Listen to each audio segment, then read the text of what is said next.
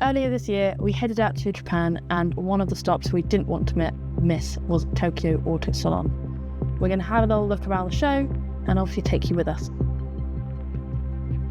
The star of the show was the Pocket Bunny.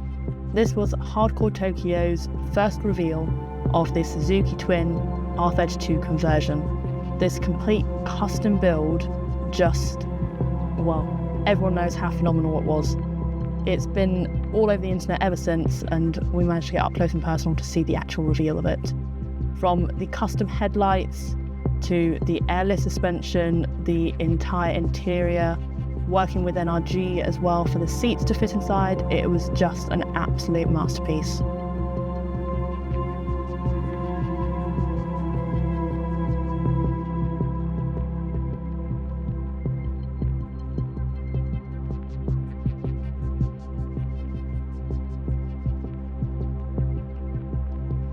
This was on the stand also with some other Rocket Bunny vehicles as well. Mira-san and Jun Takahashi-san, they worked very, very closely together. Mira-san helped with the body kit for the Pocket Bunny, but we got to see some of the other famous builds that he has there as well. This S15 in this purple colour was absolutely stunning.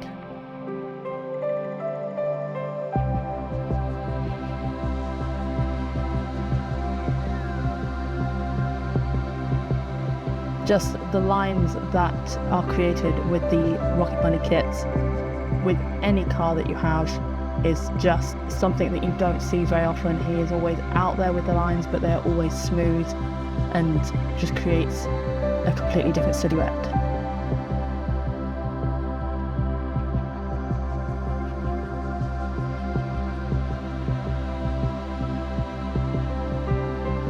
Everyone knows that one of my favourite cars is an R32, so I was definitely on the hunt to find as many of them as I could at Tokyo Auto Salon. This one with the gold paint was just something that it really took my breath away actually. It's not a colour I'd never normally pick, but the combination of the gold paint with the blue interior was just exquisite.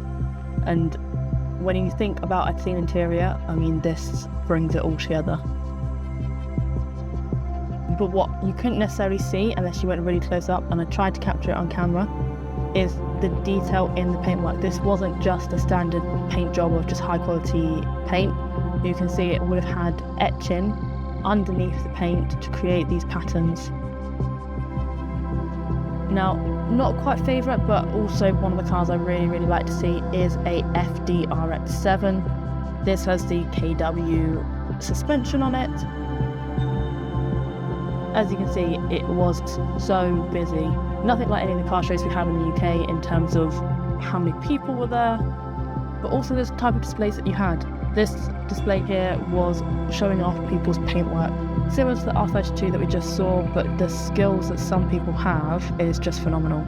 And it was nice to see all of these companies being able to showcase this all in one place.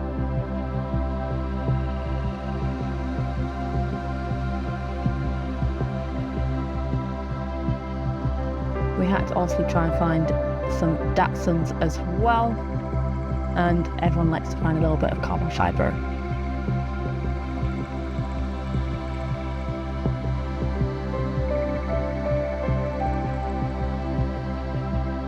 We didn't take any inspiration initially from this, but seeing what people do with K-trucks gave us inspiration to think we can go crazy with ours, which I'm sure a lot of you have seen. Now, yellow and gold is not normally a combination I really like. However, on this, I feel like it absolutely works. And then you've got this ginormous front splitter as well, just to really change the silhouette, the front end of this RX-7.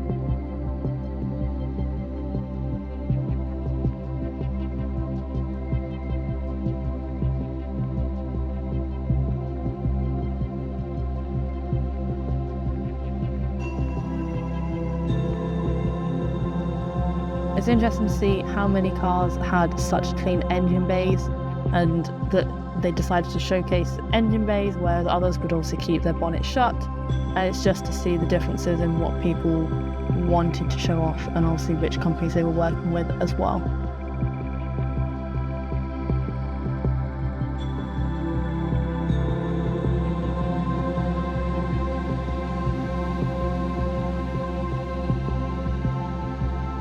Who doesn't love an NSX? Now, this one here in this bright shiny red was absolutely stunning.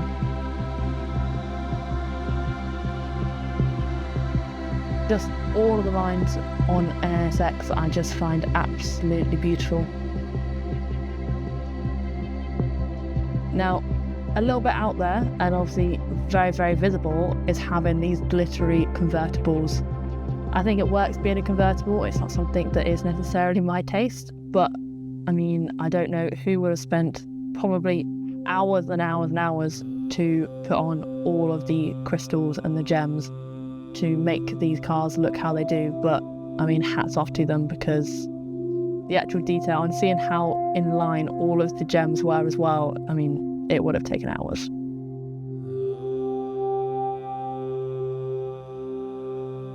What one of the most interesting things was about these shows is the fact that most of the cars that were out there were actually Japanese cars. It's obviously to be expected. We're in Japan. They're a lot more popular out there. Saying Nissan, Toyota, Honda, all of those brands, it's where they were made. But coming from the UK and seeing so many of them and hardly any Euro cars, it was just, well, I prefer Japanese cars anyway, so it was just a nice sight to have. There were lots of trade stands there in each of the different halls, so it's nice to see different companies, see what they had to offer, see how they do trade stands differently in Japan as well.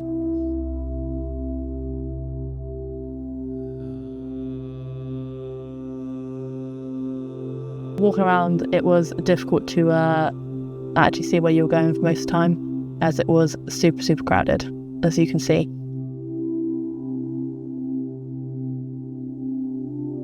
Now this was an absolute monster. Just all of the structural work that would have gone into it. You can see the suspension, I mean, and the tyres themselves, they literally almost came up to my shoulders.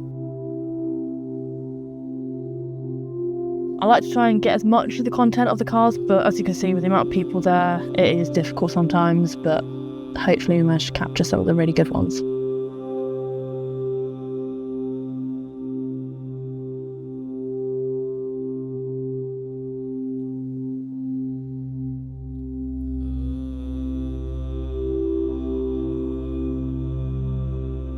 Now this sparked a lot of conversations, being a similar livery to the AE86 from Initial D, but on a different chassis. To me, it's not quite the same, but it definitely stands out as something that was a massive talking point for people.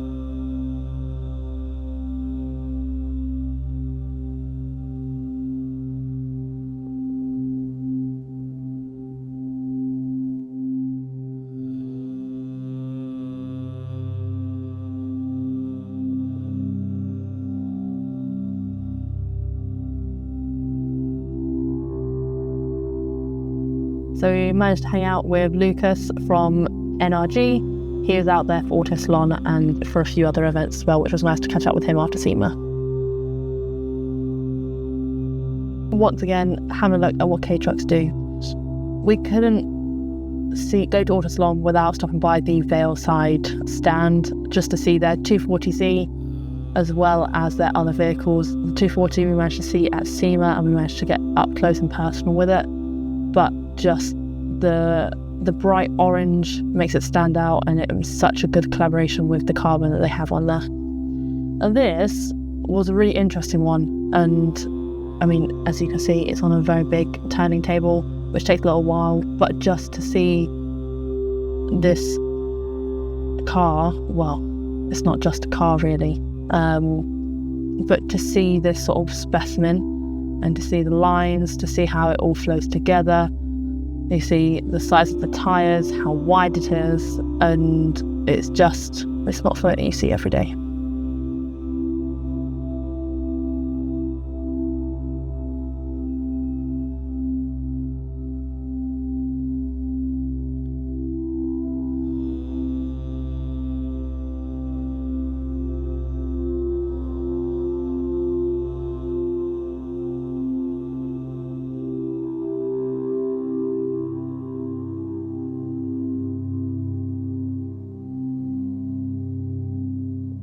You can just about see that side exhaust as well, so you can't be forgetting about that. It's interesting to have something that is such a wide car, but only fit for one person.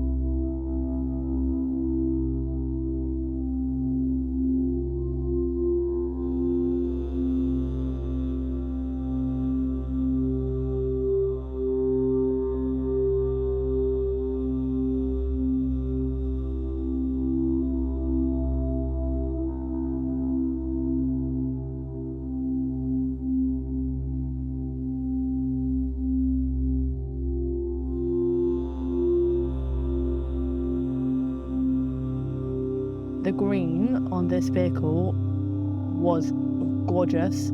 It is similar to the green that I would want on my own R32 in the future, and it was just such a nice thing to see.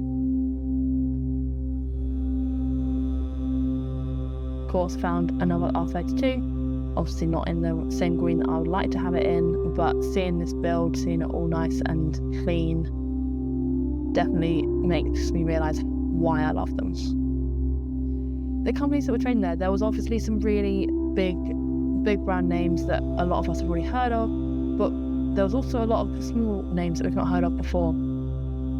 On the Honda stand, there was another NSX, this time in white, which actually I think I prefer over the red one. It's not something that I would always want to have a white car, but just this was so clean.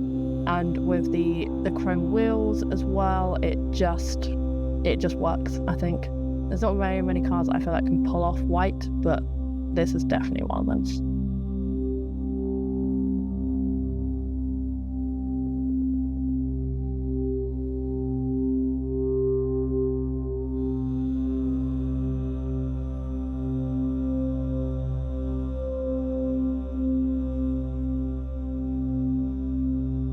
Another R32, however, this one not only has the colour change, but it's also made out of carbon, as in the entire body panels are all made out of carbon, which you can just about see from this angle. And what a way to end our video. Thank you so much for watching. I hope you enjoyed it. Click the like, click the subscribe button to then see what other content we've got coming out in the coming week.